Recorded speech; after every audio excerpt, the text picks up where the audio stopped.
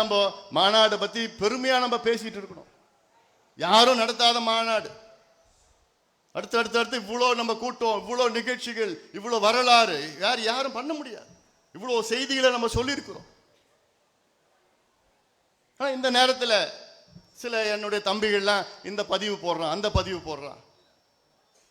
நம்ம எதிரி நமக்குள்ள இல்லையா? நம்ம எதிரி ஆளுங்கட்சி திமுக நமக்கு இடஒதுக்கீடு கொடுக்கல, அவங்க தான் நம்ம எதிரி. இன்னைக்கு முதலமைச்சர் ஸ்டாலின் நினைச்சிருந்தாருன்னா இன்னைக்கு 2 ஆண்டுகளுக்கு முன்பு இந்த சமுதாயத்துக்கு தனியா இடஒதுக்கீடு கொடுத்திருக்க முடியும். ஏன் கொடுக்கல? இதுக்கு நீங்க கணக்கெடுப்பு நடத்த வேண்டாம். சாதிவாரி கணக்கெடுப்போ சர்வே எதுவும் நடத்த வேண்டாம். உச்ச நீதிமன்றம் தீர்ப்பு கிட்டத்தட்ட எவ்வளவு நாள் தெரியுமா? உச்ச நீதிமன்றம் தீர்ப்பு 1150 நாள். மாநாடு அப்போ 1136 நாள். இன்னைக்கு 1150 நாள் ஆயிடுச்சு.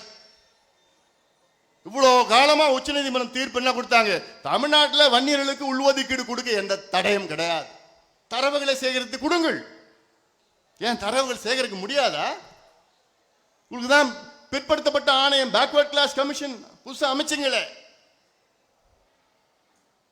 கெசட் நோட்டிபிகேஷன் பண்ணீங்களே, 3 மாதத்திற்குள் தரவுகளை சேகரிக்கணும் சொன்னீங்களே, அதுக்கு கொடுத்திருக்கலாமே. ஏன் கொடுக்கல கேட்டா, அதுக்கு பிறகு 2 ஆண்டுகளுக்கு பிறகு எத்தனையோ முறை பார்த்தோம். அவரை பார்த்து சந்திச்சோம், கெஞ்சணும், கதறணும்.